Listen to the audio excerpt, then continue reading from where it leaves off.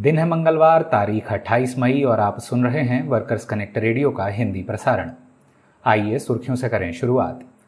छत्तीसगढ़ में विस्फोटक बनाने वाली फैक्ट्री में धमाका, एक मजदूर की मौत, 10 अब भी लापता। सुप्रीम कोर्ट ने तमिलनाडु मेडिकल सर्विसेज कॉरपोरेशन को 480 दिनों से अधिक समय से निरंतर ठेके पर काम कर रहे मजदूरों को परमानेंट नौकरी देने का दिया निर्देश। स्वास्थ्य और परिवार कल्याण मंत्रालय ने बढ़ते तापमान का संज्ञान लेते हुए कंपनियों के लिए जारी किए दिशा निर्देश। पुर्तगाल में वैमानिकी और सैन्य उपकरण मरम्मत करने वाली कंपनी OGMA में मजदूर हड़ताल पर, तत्काल वेतन वृद्धि की कर रहे हैं मांग। और अंतर्राष्ट्रीय श्रम संगठन ने इंडोनेशिया में गारमेंट मजदूरों के लिए शिकायत आवेदन पोर्टल किया लॉन्च। अब खबरें विस्तार से। छत्तीसगढ़ के बेमेतरा जिले में विस्फोटक बनाने वाली कंपनी स्पेशल ब्लास्ट्स लिमिटेड में भारी विस्फोट के कारण फैक्ट्री में 40 फीट गहरी खाई बन गई है, जबकि आसपास की इमारतों को भी भारी नुकसान पहुंचा है।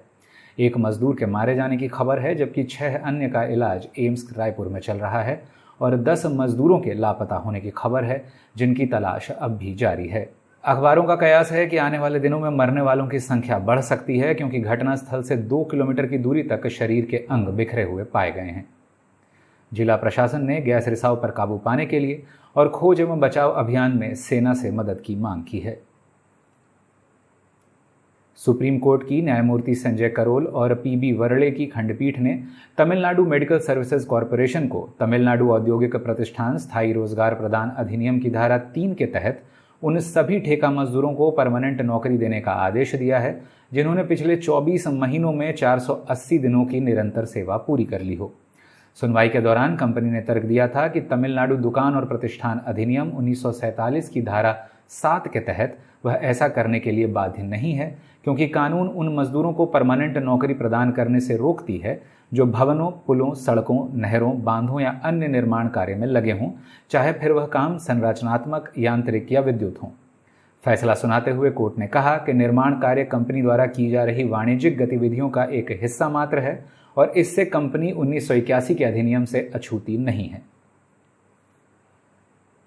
श्रम और रोजगार मंत्रालय के बाद स्वास्थ्य और परिवार कल्याण मंत्रालय ने अब बढ़ते पारे का संज्ञान लेते हुए नियोक्ताओं को दिशा निर्देश जारी किए हैं, ताकि यह सुनिश्चित किया जा सके कि मजदूर भीषण गर्मी की मार से बच सकें। मंत्रालय ने दिशा निर्देश जारी कर नियोक्ताओं से काम का नियोजन इस प्रकार करने को कहा है जिससे काम दिन के ठंडे समय में हो सके, साथ ही आराम करने के समय में बढ़ोतरी करने का भी आह्वान किया है। नियोक्ताओं को गर्मी से संबंधित बीमारियों के लक्षणों को पहचानने के लिए मजदूरों को प्रशिक्षित करने की भी सलाह दी गई है, ताकि गंभीर स्वास्थ्य संबंधी समस्याएं पैदा करने वाली स्थितियों के प्रति मजदूर अवगत हो सकें। भारतीय मौसम विभाग की रिपोर्ट के अनुसार राजस्थान के कुछ हिस्सों में तापमान 48 डिग्री सेल्सियस तक बढ़ चुका है, जबकि दिल्ली में तापमान 45 के आसपास चल रहा है। करते हैं अंतर्राष्ट्रीय खबरों का रुख। पहली खबर पुर्तगाल से है, जहां सैन्य उपकरणों के रखरखाव करने वाली एरोनॉटिक्स कंपनी OGMA के मजदूर वेतन में अविलंब संशोधन की मांग को लेकर हड़ताल पर चले गए हैं। Union of civil workers of the armed forces establishments fabrics and defence company, the union of aviation workers and airports and the union of aircraft maintenance technicians के तत्वावधान में मजदूर मांग कर रहे हैं कि इस साल सितंबर से 100 यूरो और अप्रैल से पूर्ववर्ती रूप से 80 यूरो का इजाफा हो। हालांकि कंपनी प्रबंधन जिसने 2010 और 2017 के बीच